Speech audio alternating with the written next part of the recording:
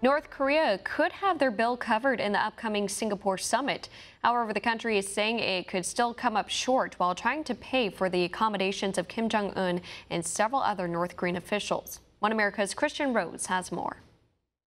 North Korea claims it can't afford to pay for its delegation's expenses at the upcoming summit with President Trump and is looking for a third party to take care of the bills.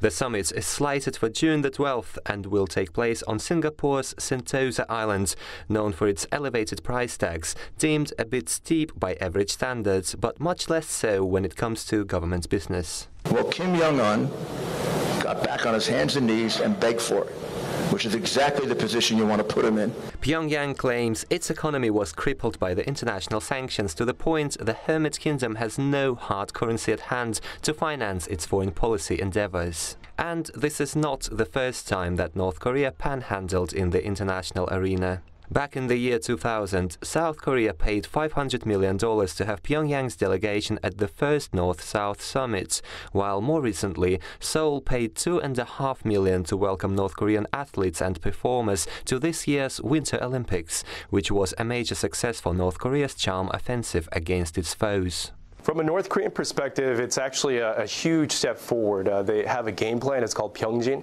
the idea of parallel development of a nuclear deterrent for self-defense and also parallel development of their economy.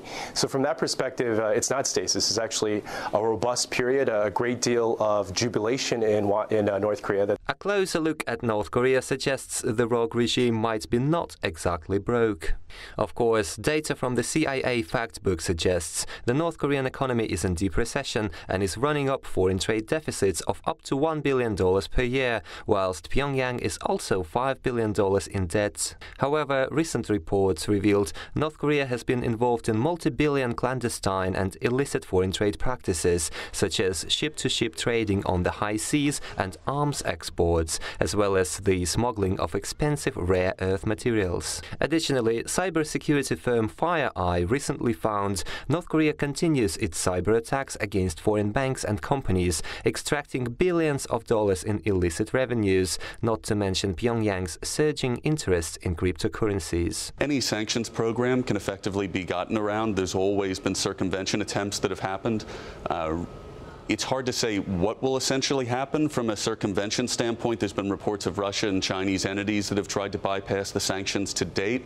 Meantime, North Korea's socialist economy features a different concept of money relations. Official North Korean currency, the won, is non-convertible into foreign currencies, meaning the entire North Korean labor force is working to benefit the regime for free in dollar terms. This explains how North Korea could afford its, at first glance, costly military parades, infrastructure projects and nuclear facilities. 수령 노예 사회예요.